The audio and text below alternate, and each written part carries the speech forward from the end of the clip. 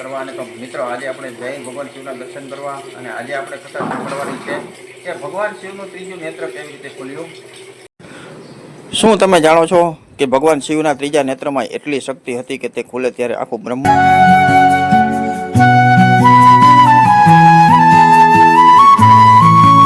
નમસ્કાર મિત્રો, સ્વાગત છે તમારું મારા નવા વિડીયોમાં. તો મિત્રો મસ્ત મજાની સવાર પડી ગઈ ને આપણે ઉઠી ગયા અને આવી ગયા છીએ ચા પાણી પીવા. તો જો આપણો ચા પાણી અહીંયા રેડી છે. તો જો આપણો ચા પાણી ગરમા ગરમ રેડી છે અને સ્નેહભાઈ સૂતા છે હજી. બાય જય શ્રી કૃષ્ણ. બા ચા પાણી પી લીધા?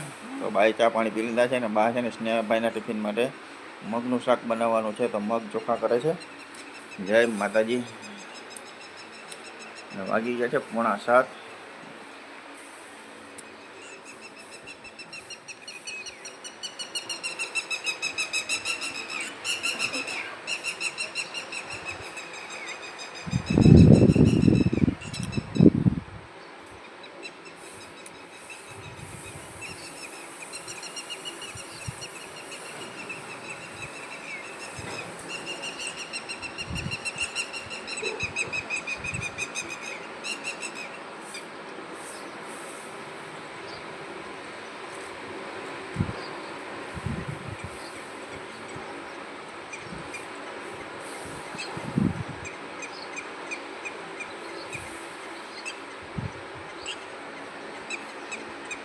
તો આપણે પી લઈએ ફટાફટ ગરમ ચા પાણી. હાલો આપણે પી લઈએ ગરમા ગરમ ચા પાણી ફટાફટ.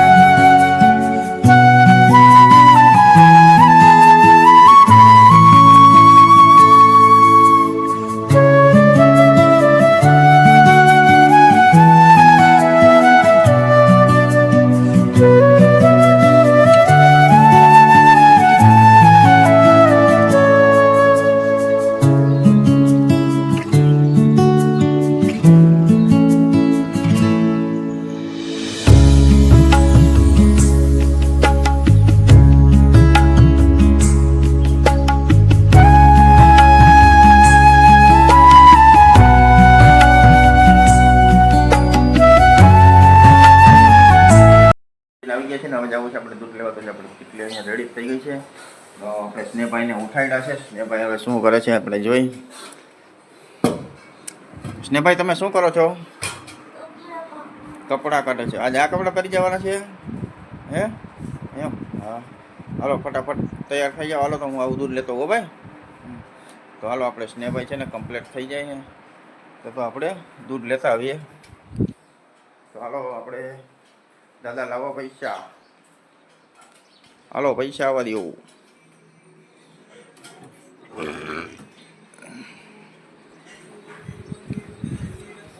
તો આવી ગયા છે આપણા દૂધ માટે પૈસા. તો હાલો આપણે લેતા આવીએ ફટાફટ દૂધ. તો મિત્રો વાગી ગયા છે 8:15 અને આપણે સ્નેહભાઈને સ્કૂલે મૂકવા જવાનો ટાઈમ થઈ ગયો છે. તો સ્નેહભાઈનું ટિફિન અહીંયા રેડી થઈ ગયું છે. જો સ્નેહભાઈનું ટિફિનમાં છાશ આવી ગઈ છે, ટિફિન આવી ગયું છે. પાણીની બોટલ ભાઈ એ ભરવાની છે. હજી તને તો રોગો ત્યાં પાણી બોટલ બધું ભરી લેવાય ને. તો હાલો આપણે સ્નેહભાઈ થેલો કમ્પ્લીટ થઈ ગયો છે. પાણીની બોટલ એક ભરવાની છે એટલે ભરી લ્યો. હાલો ફટાફટ.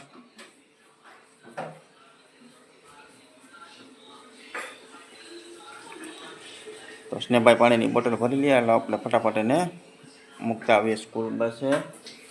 અને થોડોક ઠલવી નાખ બસ. અને મહાદેવના દર્શન કરાવતા આવીએ ને પછી એને મૂકતા આવીએ સ્કૂલ બસ. કા ભાઈ?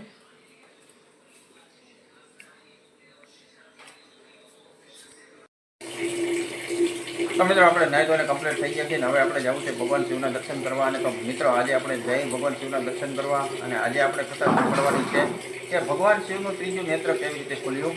તો આપણે તેને જાતા આવીએ, ભગવાન શિવના દર્શન કરતા આવીએ અને તમને સંભળાવીએ આજની શિવ ભગવાનની કથા. તો ચાલો મળ્યા મંદિરે. શું તમે જાણો છો કે ભગવાન શિવના ત્રીજા નેત્રમાં એટલી શક્તિ હતી કે તે ખુલે ત્યારે આખું બ્રહ્માંડ કંપી ઉઠ્યું હતું. પણ મહાદેવને ત્રીજું નેત્ર ખોલવાની જરૂર કેમ પડી? એક વખત ભગવાન શિવ કૈલાસ પર ઊંડા ધ્યાનમાં બેઠા હતા. સમગ્ર વાતાવરણ શાંત હતું અને મહાદેવ પોતાના ધ્યાનમાં લીન હતા. ત્યારે માતા પાર્વતી રમોજી ભાવથી પાછળથી આવી અને તેમણે પોતાના બંને હાથથી ભગવાન શિવની આંખો ઢાંકી દીધી.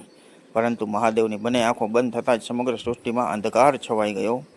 દેવતાઓ અને સમગ્ર જીવ સૃષ્ટિમાં ચિંતા પડી ગઈ. ત્યારે ભગવાન શિવના મસ્તક પર એક દિવ્ય નેત્ર પ્રગટ થયું. આ જ હતું મહાદેવનું ત્રીજું નેત્ર. તેમાંથી નીકળેલા તેજથી અંધકાર દૂર થયો અને સૃષ્ટિમાં ફરી પ્રકાશ ફેલાયો. આ ત્રીજું નેત્ર માત્ર ક્રોધનું પ્રતીક નથી, તે જ્ઞાન, સત્ય અને આંતરિક દ્રષ્ટિનું પ્રતીક માનવામાં આવે છે. એટલા માટે જ્યારે આપણે ભગવાન શિવને ત્રીજા નેત્ર સાથે જોઈએ છીએ ત્યારે તે આપણને યાદ અપાવે છે કે સાચું જ્ઞાન મળ્યા પછી અજ્ઞાનનો અંધકાર દૂર થઈ જાય છે. મહાદેવનું ત્રીજું નેત્ર આપણને શીખવે છે કે બહારની દુનિયા કરતાં પણ આપણા અંદરના સત્યને જોવું જરૂરી છે. હર હર મહાદેવ.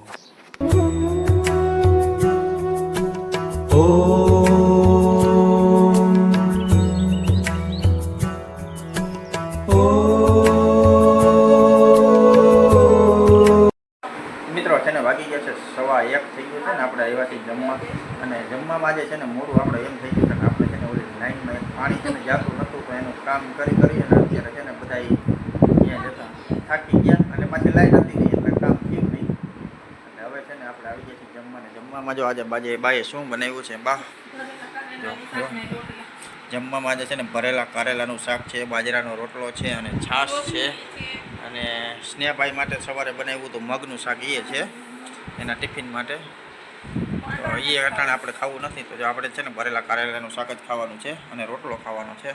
તો આપણે છે ને મસ્ત મજાને બાને એકવાર ભૂખ લાગી છે, તો હવે છે ને આપણે એને છાશ દઈ દઈએ એટલે બા ખાતા થાય. બાકી શાક નહીં તો બધું લઈ લીધું છે. તો આપણે હવે આવી ગયું છે આપણા માટે શાક અને રોટલો. ચાલો ફટાફટ છે ને, જે મોડું તો થઈ ગયું છે, તો આપણે બપોરા કરી લઈએ.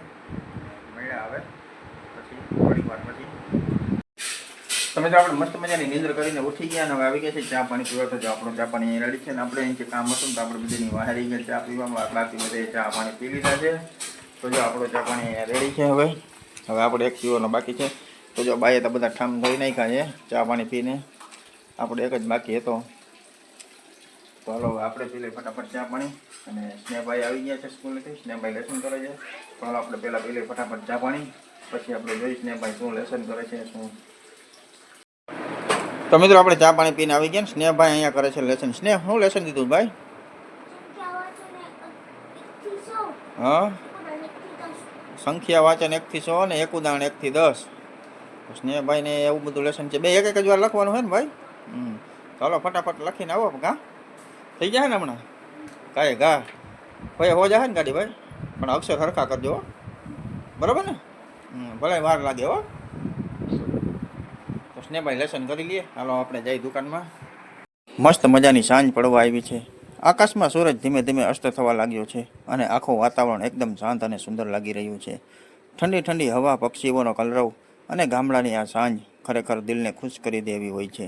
દિવસભરની ભાગદોડ પછી આવી શાંતિ સાંજ મળે ને તો બસ થોડો સમય આ કુદરતને નિહાળતા રહો, કારણ કે આવી નાની નાની પળોમાં જ જીવનની સાચી ખુશી છુપાયેલી હોય છે. ચાલો મિત્રો આજની આ સુંદર સાંજને માણીએ અને ફરી આજે પવિત્ર દીપમાળામાં આ દિવ્ય દર્શનની મનમાં એક અલગ જ શાંતિનો અનુભવ થાય છે. જ્યારે દીપમાળામાં એક પછી એક દીવો પ્રગટે છે ત્યારે એવું લાગે છે જાણે અંધકાર પર પ્રકાશનો વિજય થઈ રહ્યો હોય. દરેક દીવો આપણને એક સુંદર સંદેશ આપે છે.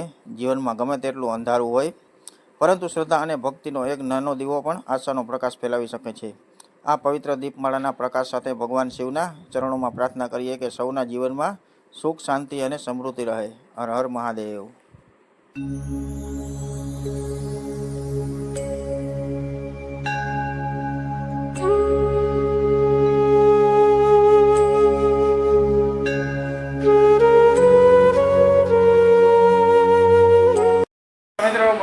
સાંજ પડી ગઈ છે, વાગી ગયા છે 8 અને આપણે આવી ગયા છીએ જમવાને. જમવામાં આજે છે ને બાએ શું બનાવ્યું છે જમવાનું? બપોરનું કારેલાનું શાક છે અને છે ને કઢી છે, કઢી ઓલા ભાઈબંધને કારેલાનું દેજો. તો આ મસ્ત મજાની છે ને કઢી, શું કઢીનો સ્વાદ છે, લીમડો અને મસાલો નાખીને બનાવ્યું હોય બાકી. લીમડો અને લસણ ને જીરું તો વઘાર માર્યો હોય ને. હા સ્નેહભાઈ તમારે કારેલાનું શાક ખાવાનું છે? સ્નેહભાઈ ખાય છે કારેલાનું શાક, સ્નેહભાઈને બહુ ભાવે છે એટલે સ્નેહભાઈ માટે કારેલાનું શાક રાખી દીધું હતું આપણે. રોટલી નહીં હોય, રોટલા હોતા હે. उसमें બપોરે રોટલા જ કર્યા હતા. રોટલી બપોરે કરી નથી, રોટલા જ કર્યા દીકરા છે. રોટલી બપોરે કરી જ નથી. તો ચાલો મિત્રો આપણે હવે છે ને જમી લઈએ કઢી ને રોટલા. તો જો આપણા માટે આવી ગઈ છે કઢી, આપણા માટે મસ્ત મજાની કઢી આવી ગઈ છે ને 2 રોટલા આવી ગયા છે, પણ આપણી કેપેસિટી એકની જ છે, આપણે એક જ ખાવાનો જ છે. તો ચાલો મિત્રો આપણે જમી લઈએ મસ્ત મજાની કઢી ને રોટલા. તો મિત્રો આપણે મસ્ત મજાના કઢી રોટલો ને ખાઈ લીધા છે અને હવે છે ને જો બાઈએ જમી લીધું છે, સ્નેહભાઈએ જમી લીધું છે, દાદાએ તો બધાને પહેલાં જમી લીધું છે. તો હાલો આજનું જમણવાર અહીંયા પતી ગયું છે આપણું. આપણે આજનો વિડીયો અહીંયા પૂરો કરીએ, મળીએ કાલે એક નવા વિડીયોમાં. ત્યાં સુધી બધાને મહાદેવ હર.